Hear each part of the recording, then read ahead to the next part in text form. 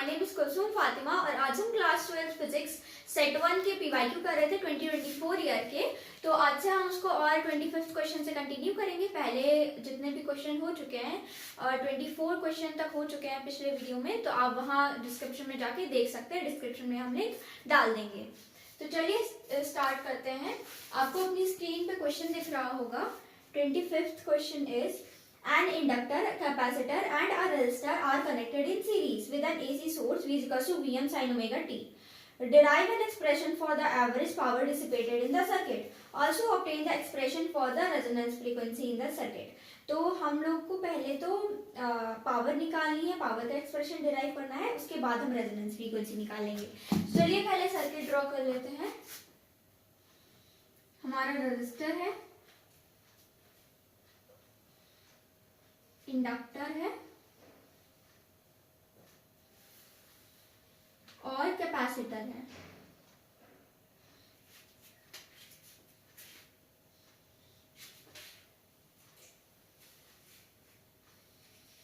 ये सब एक एसी सोर्स से कनेक्टेड है।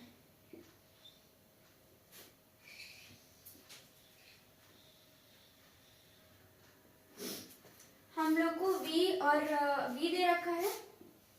V is equals to Vm sin omega t और I है हमारा। अच्छा, ये हमारा RLC सर्किट है, तो इधर I हो जाएगा Im sin omega t plus five. हम लोग को पता है पावर क्या होती है। पावर होती है हमारी V इंटू आई। V की वैल्यू रखेंगे हम लोग, इसको हम स्मॉल कर देते हैं। V की वैल्यू रखेंगे हम लोग तो Vm sine omega t। I की वैल्यू रखेंगे तो Im sine omega t plus five. अब हम इसको सॉल्व करते हैं। तो Vm Im हम साथ में ले लें। Vm Im और साइन ओमेगा t और sine omega t plus five हम इधर साथ में ले लेते हैं। अच्छा, ये कुछ साइन A साइन B की तरह लग रहा है, तो हम लोग क्या करें, 2 को ऊपर नीचे मल्टीप्लाई डिवाइड करेंगे इसमें। तो 2Vm या फिर Vm Im के बाद हम लोग कर लेते हैं Vm Im अपॉन 2 को हमने ऊपर नीचे मल्टीप्लाई किया है इधर into 2 sine omega T sign omega t plus 5। 2 sine omega T into sine omega t plus 5, ये हमारा साइन ए साइन बी हो गया। 2 साइन ए साइन बी का हमें पता है formula, 2 sine A sine B is cos A minus B minus cos A plus B. इस वाली आइडेंटिटी को यूज करके हम लोग ये आइडेंटिटी डालेंगे इसमें और हम लोग सॉल्व करेंगे। तो Vm Im upon 2 Vm Im upon 2 into 2 sine omega t plus 5 cos ए माइनस बी माइनस कॉस ए प्लस बी। तो ए क्या है इधर, omega t cos omega t cos A minus b omega t minus b omega t plus 5 omega t plus 5 minus cos A plus b a plus b. A है हमारा omega t और b हमारा omega t plus 5 omega t plus 5। अब देखिए इसको हम solve करेंगे, इसको ब्रैकेट में ले लेते हैं पूरा। Omega t minus omega T 0 हो जाएगा, तो इधर cos 5 बचेगा और इधर 2 ओमेगा टी प्लस 5। तो Vm Im upon 2 cos omega t minus cos 2 omega t plus five, cos 2 omega t plus five, ये ब्रैकेट में आएगा, इसको ब्रैकेट चलिए। तो देखिए ये जो हमारा टर्म है इसमें टाइम आ रहा है, और जो एवरेज साइकिल होगी ओवर टाइम टी, उसमें इस टर्म की वैल्यू 0 हो जाएगी, क्योंकि इसमें टाइम, ये टाइम इन्वॉल्वमेंट है, तो इसलिए इसमें टाइम की वैल्यू 0 हो, मतलब average cycle in time T 0 हो जाएगा। तो इसलिए हम लोग 0 कर देंगे इसको, इस टर्म को हम लोग, और ये हमारा Vm_2 cos ओमेगा टी। तो चलिए इसको वाइप करते हैं उसके बाद। तो इधर हमारा Vm_2 को हम Vm/√2 और Im/√2 भी बोल सकते हैं, cos ओमेगा टी हमारा बच गया यहाँ पे। Vm/√2 हमारा Vrms होता है, देखिए Vm/√2, because Vm is a peak value, Im is a peak value of current, Im is a peak value of current, तो Im/√2 हमारा ये Vrms हो जाएगा Vm/√2, और Im/√2 हमारा Irms, Irms basically root mean square value. So Vrms Irms cos omega t, यही हमारी power dissipated की फाइनल वैल्यू। तो दिस इज द आंसर। इसके बाद हम लोग रेजोनेंस निकालेंगे। तो देखिए अभी हम लोग को रेजोनेंस फ्रीक्वेंसी निकालनी है। तो रेजोनेंस की कंडीशन क्या होती है हम लोग को पता है, रेजोनेंस में एक्सएल एक्सी के इक्वल हो जाता है, विच मीन्स जो हमारा एक्सएल है एक्सी के इक्वल हो गया। एक्सएल की वैल्यू होती है हमारी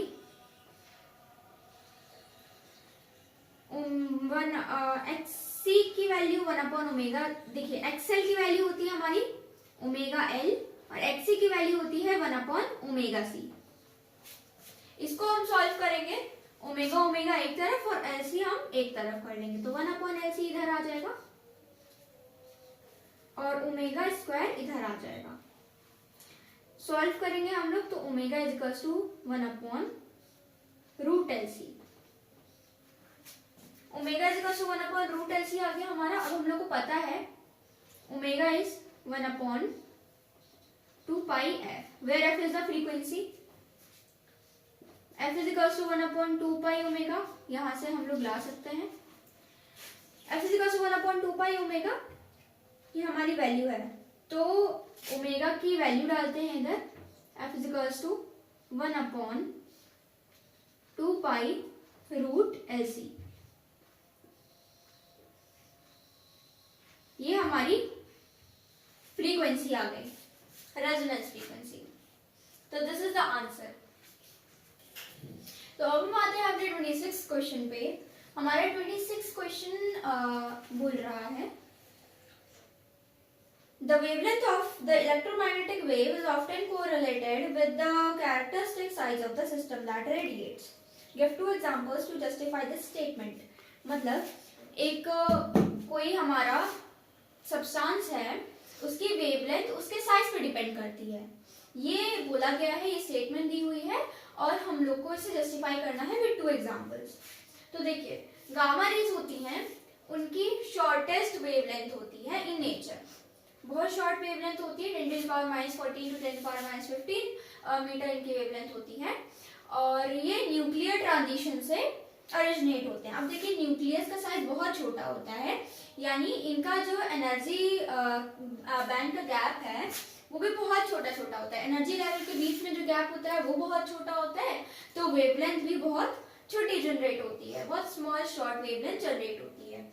अब आते हैं हम एक्सरे पे। तो एक्सरे हैवी एटम से जनरेट होते हैं, ओरिजिनेट होती हैं, और ये इलेक्ट्रॉनिक ट्रांजिशन की वजह से जनरेट होती हैं। गामा रेज तो हम लोग की न्यूक्लियर ट्रांजिशन की वजह से ओरिजिनेट हो रही थी, लेकिन यहाँ इलेक्ट्रॉनिक ट्रांजिशन की वजह से ओरिजिनेट होती हैं। तो एक्सरे में हैवी एटम्स होते हैं, हैवी एटम्स की वजह से ओरिजिनेट होती हैं, यानी उनका जो एनर्जी लेवल के बीच में गैप होता है वो थोड़ा बड़ा होता है, और उसी एनर्जी बैंड के बीच की गैप की वजह से उनका वेवलेंथ भी ज़्यादा होता है। तो ये हमारा साइज पे मैटर करता है, वेवलेंथ कितनी बड़ी है कितनी छोटी है। साइज ज़्यादा होगा तो वेवलेंथ भी बड़ी होगी, और साइज कम होगा तो वेवलेंथ भी छोटी होगी। तो दिस इज आवर आंसर। तो ये हमारे 26 क्वेश्चन का सेकंड है पार्ट, बी पार्ट। इसमें भी 2 पार्ट्स हैं। तो फर्स्ट पार्ट बोलता है कि long distance radio broadcast use short wave bands, why. जो लॉन्ग डिस्टेंस रेडियो ब्रॉडकास्ट होते हैं वो शॉर्ट वेव बैंड्स क्यों यूज करते हैं? क्योंकि देखिए, जब भी जो हमारी फ्रीक्वेंसी होती है ऑफ अ वेव, अगर वो 30 मेगाहर्ट्ज से कम है तो वो पेनिट्रेट नहीं करेगी आयनोस्फीयर को। अगर वो 30 मेगाहर्ट्ज से ज्यादा है तो वो पेनिट्रेट करके निकल जाएगी, आयनोस्फीयर को पेनिट्रेट करके निकल जाएगी, तो वो रिफ्लेक्ट बैक नहीं हो पाएगी अर्थ पे। तो शॉर्ट वेव बैंड्स होते हैं, उनका जो फ्रीक्वेंसी होता है it is less than 30 megahertz, तो इसीलिए वो क्या करते हैं, आयनोस्फीयर पे जाते हैं और टकरा के रिफ्लेक्ट बैक हो जाते हैं ऑन अर्थ। इसीलिए हम लोग, क्योंकि हम लोग को पेनिट्रेट नहीं करवाना होता है आयनोस्फीयर से, इसीलिए हम लोग शॉर्ट वेव बैंड्स को यूज करते हैं। और सेकंड है हमारा optical and radio telescopes are built on the ground, but X-ray astronomy is possible only from satellites orbiting the Earth. Why? जो ऑप्टिकल और रेडियो टेलीस्कोप्स हैं वो ग्राउंड पे नहीं बिल्ड होते हैं, वो इसलिए क्योंकि जो ऑप्टिकल और रेडियो टेलीस्कोप्स होते हैं ग्राउंड में बिल्ड होते हैं क्योंकि वो आयनोस्फीयर को पेनिट्रेट कर पा रहे होते हैं।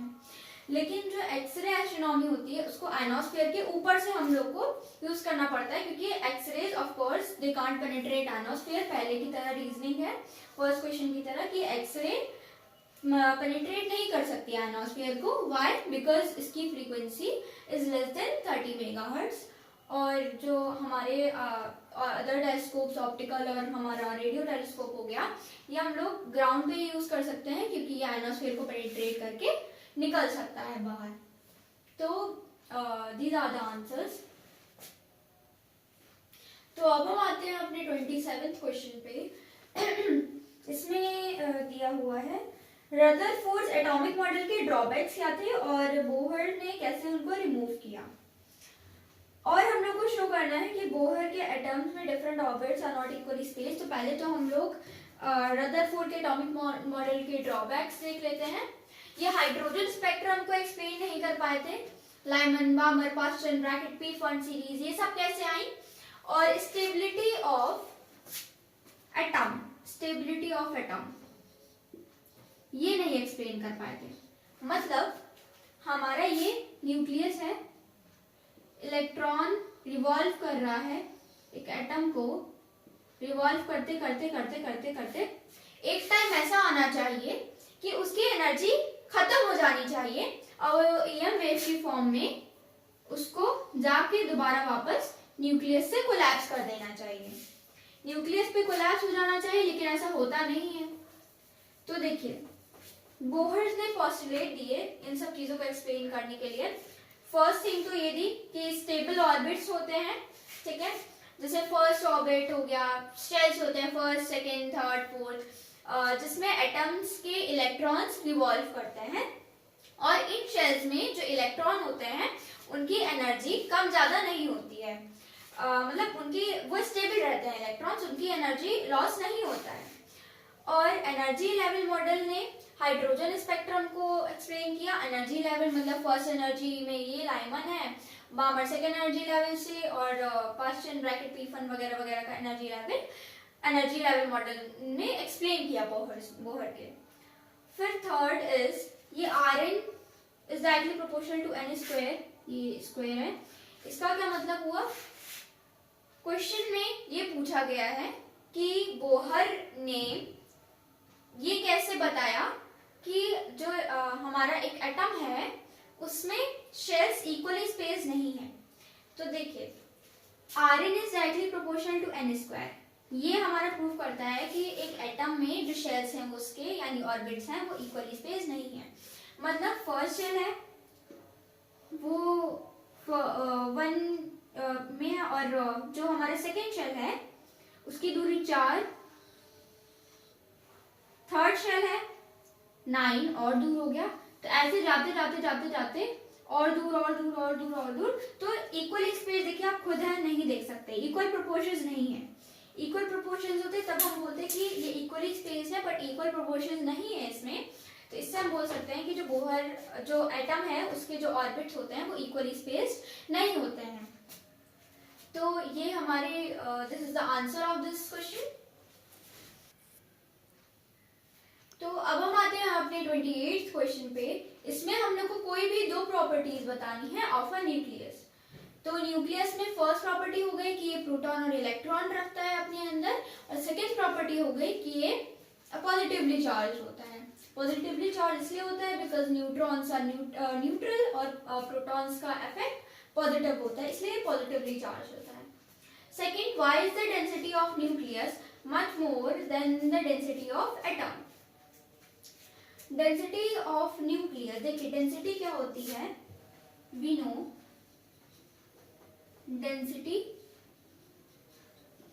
Density is mass upon volume.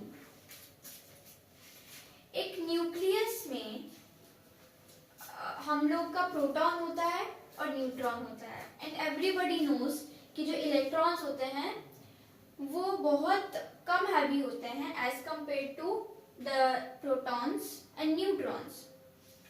तो हम लोग का क्या होता है, इन nucleus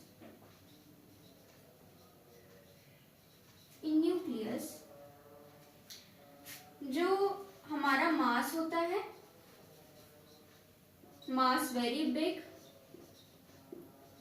and volume is very small.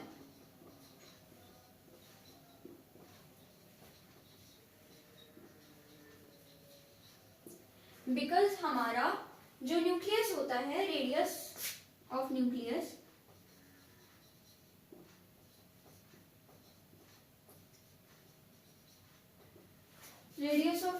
होता है रेडियस ऑफ एटम 10⁻⁻14 मीटर, या फिर देखिए radius of atom is bigger than radius of nucleus, क्योंकि हमारा जो न्यूक्लियस है उसका साइज छोटा है as compare to radius of atom. तो अब देखिए साइज छोटा है लेकिन इसमें मास तो बहुत ज्यादा है, मास ज्यादा है तो इसीलिए ये ज्यादा डेंस है।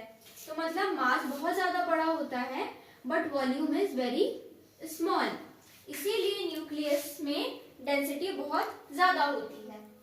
अब हम लोग आते हैं, show that the density of nuclear matter is same for all nuclei. तो इसको सॉल्व करते हैं हम लोग। अच्छा, जो रेडियस होता है of an atom, it is 10⁻10 metre, it's not 10⁻14 metre, वो थोड़ी सी मिस्टेक हो गई थी, 10⁻10 मीटर होता है। तो देखिए ये बहुत कम, न्यूक्लियस का बहुत कम as compare to the radius of atom. तो न्यूक्लियस का साइज भी बहुत कॉम्पैक्ट है और उसमें वॉल्यूम बहुत ज्यादा है, व्हिच मींस मास बहुत ज्यादा है उसके अंदर और उसका वॉल्यूम बहुत कम है। तो इसीलिए बहुत हैवीली डेंस होता है nucleus as compare to atom. ये हमारा आंसर हो गया। अब हम लोग फर्दर क्वेश्चन पे आते हैं। तो अब हम लोग आते हैं सी वाले क्वेश्चन पे, show that the density of nuclear matter is same for all nuclei. तो देखिए जो डेंसिटी होती है ऑफ न्यूक्लियर मैटर, देखिए Ma/V होती है, Ma/V, और V होता है हमारा 4/3 πr³ which is the volume of a sphere। तो हम लोग को पता है radius of nucleus is R=R0 a⁻1/3, और R0 की वैल्यू ये होती है 1.2 × 10⁻⁻15। तो हम लोग क्या करेंगे, क्यूब ऑन बोथ साइड्स, तो दोनों तरफ क्यूब करेंगे तो R³ = R0³ a⁻1/3 × 1/3 हो जाएगा। अगर हम इसका क्यूब करेंगे तो a⁻1/3 × 1/3 हो जाएगा, तो सिर्फ a बचेगा। आर क्यूब की वैल्यू अगर हम लोग रखें इस एक्सप्रेशन में तो ये आर नॉट क्यूब हो जाएगा 3/4 पाई आर नॉट क्यूब। और देखिए density of nuclear matter is this. अब हम लोग को प्रूफ क्या करना था कि ये सेम होती है फॉर ऑल न्यूक्लियाई। तो सेम कैसे होती है, इस एक्सप्रेशन में हमारा मास नंबर एग्जिस्ट नहीं कर रहा है। यहाँ पे देखिए मास नंबर है ए, यहाँ पे भी मास नंबर है ए, बट इधर मास नंबर एग्जिस्ट नहीं कर रहा है। मतलब मास नंबर कुछ भी हो, मास नंबर अगर इधर आता तो अलग अलग मास नंबर की वजह से डेंसिटी अलग हो सकती थी, लेकिन इधर मास नंबर नहीं आ रहा है। इसका मतलब density of nuclear matter is same for all the nuclei. तो ये हमारा आंसर है, इसको आप स्क्रीनशॉट ले सकते हैं। हमारा 29th क्वेश्चन में हम लोग से पूछा गया है power of double convex lens. ये केस स्टडी क्वेश्चन है, सेक्शन डी में आ चुके हैं हम लोग। और इस केस स्टडी क्वेश्चन में फर्स्ट ये है, इसमें पावर पूछा गया फॉर डबल कॉन्वेक्स लेंस। तो ये बेसिकली फॉर्मूला बेस्ड क्वेश्चन है, आप रटेंगे तो ये क्वेश्चन आसानी से हो जाएगा। हमारा जो पावर होता है for double convex lens it is 2n - 1/r। Second है इसमें, अगर हम लोग का देखिए स्क्रीन पे आ गया होगा आपका, a double convex lens of power p। हमारे पास एक पावर p का लेंस दे रखा है with each face having same radius of curvature is cut into 2 equal parts perpendicular to its principal axis. The power of one part of the lens will be. हम लोग ने एक double convex lens लिया, ये हमारा double convex lens है, और हमने क्या किया, इसको दो पार्ट्स में कट कर दिया बीच में से।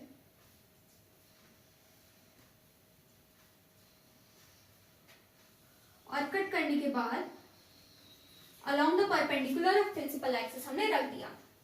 तो जब भी हम परपेंडिकुलर में रखते हैं on principal axis, along the principal axis, तो क्या होता है कि जो हमारी पावर होती है, इसकी अगर पावर p है तो इसकी पावर हाफ हो जाएगी, p/2 और p/2। हमने परपेंडिकुलर पे रखा प्रिंसिपल एक्सिस के, तो पावर हाफ हो गई। अगर हमको पावर इसकी ऐड करनी है तो नॉर्मली जैसे p/2 + p/2 हो जाएगी हमारी, और पावर p आ जाएगी। तो इसका करेक्ट ऑप्शन है डी।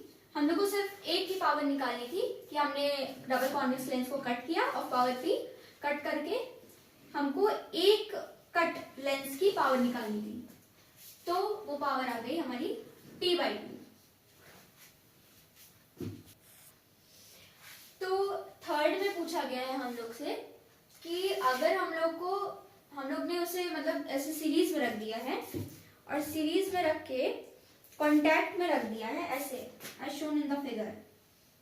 फिगर देखेंगे आपको समझ में आएगा कि कॉन्टैक्ट में रख दिया है कट करके, और इन लोग की दो पार्ट्स को हमें क्या करना है, पावर बताने हैं इन कॉम्बिनेशन की। इस कॉम्बिनेशन की पावर बतानी है हमें। तो देखिए ये हमारा p/2 है, ये हमारा p/2 है, p/2 हमारा प्लस हो जाएगा जब हम लोग परपेंडिकुलर में रखते हैं टू द प्रिंसिपल एक्सिस। तो हमारी अगर हम लेंस को कट करते हैं तो पावर हाफ हो जाती है, उनका दोबारा से हमको पावर ऐड करना रहता है तो हम नॉर्मली ऐड कर देते हैं। तो ये p/2 + p/2 इक्वल्स p आ जाएगा। तो हमारी जो टोटल पावर है वो p हो जाएगी।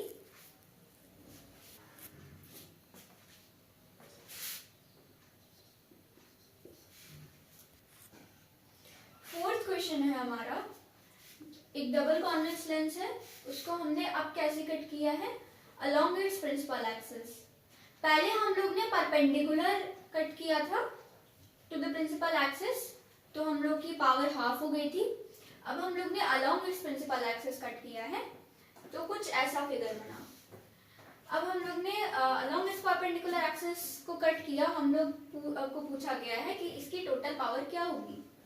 तो देखिए इंडिविजुअली इसकी पावर p होगी और इसकी भी पावर p होगी, तो total power p + p 2p हो जाएगी, क्योंकि जब भी हम लोग अलोंग इट्स प्रिंसिपल एक्सिस को कट करते हैं डबल कॉन्वेक्स लेंस को, उसकी पावर p रहती है। तो 2p हमारा आंसर हो जाएगा, विच इज सी। हमारा नेक्स्ट क्वेश्चन है 30th क्वेश्चन। इसमें केस स्टडी दिया हुआ है junction diode as a rectifier. First question है इसमें, the root mean square value of an alternating voltage applied to a full wave rectifier is V0 by root 2. Then the root mean square value of the rectified output voltage is। देखिए हमारा input क्या हुआ,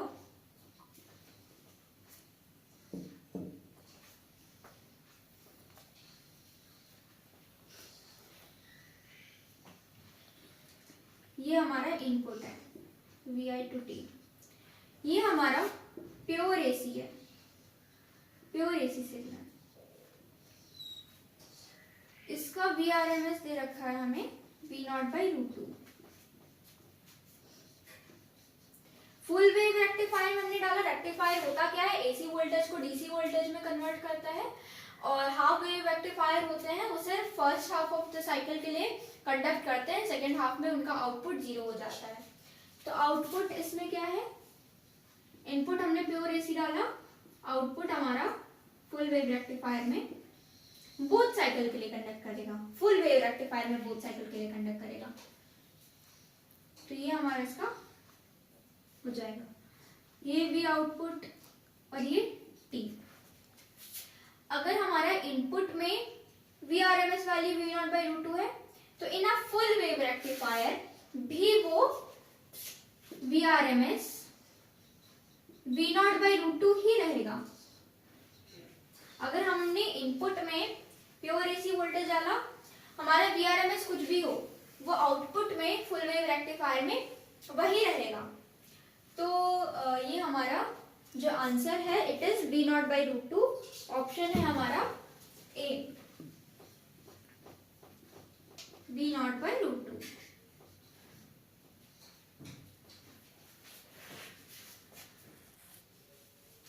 हमारा B वाला जो question है उसमें पूछा गया है कि जो करंट है in each of the diodes, ये D1 डायोड है, ये D2 है और बीच में लोड रेजिस्टर लगा हुआ है, वो कितने साइकिल के लिए फ्लो करेगा। तो देखिए फर्स्ट हाफ साइकिल में क्या होगा, देखिए फर्स्ट टर्मिनल पॉजिटिव है with respect to the middle terminal, और जो मिडिल टर्मिनल है it is positive with respect to the bottom terminal. तो फर्स्ट हाफ में क्या होगा कि ये पॉजिटिव D1 को जाएगा और सिर्फ D1 में करंट फ्लो करेगा। तो current in first half cycle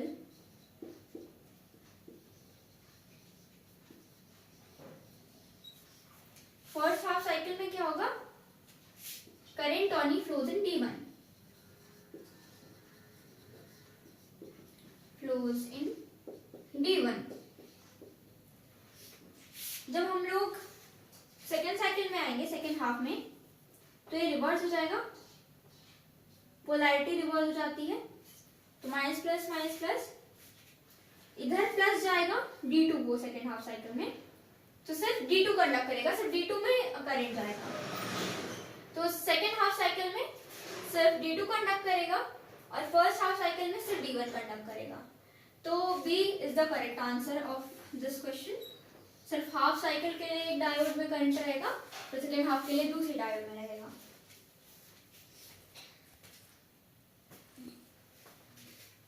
एक फुल वेव रेक्टिफायर में हम लोग से पूछा गया है, क्वेश्चन में दिया हुआ है कि दोनों डायोड फॉरवर्ड बायस रहेंगे सेम टाइम पे या रिवर्स बायस रहेंगे। तो देखिए पहले हम लोग अपना सर्किट बना लेते हैं।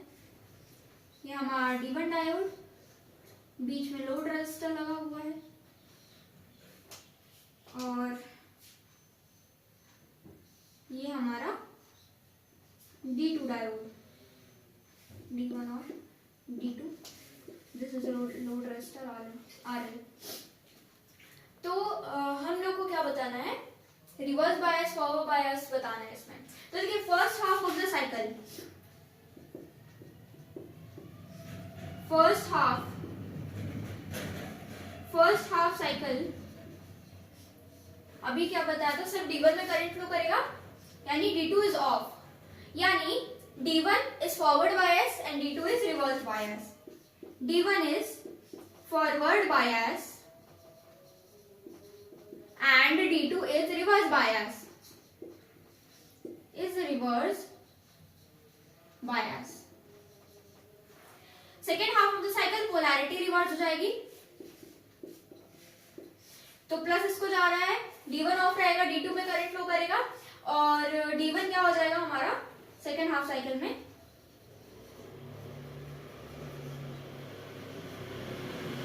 सेकेंड हाफ साइकिल में D2 is forward bias, D2 is forward bias and D1 is reverse bias. एक टाइम पे एक फॉरवर्ड बायस रहेगा, दूसरा रिवर्स बायस रहेगा और दूसरे सेकेंड हाफ साइकिल में दूसरा रिवर्स बायस रहेगा और फर्स्ट हम लोग का फॉरवर्ड बायस हो जाएगा. तो ऑप्शन कौन सा सही है? One is forward bias and the other is reverse bias at the same time.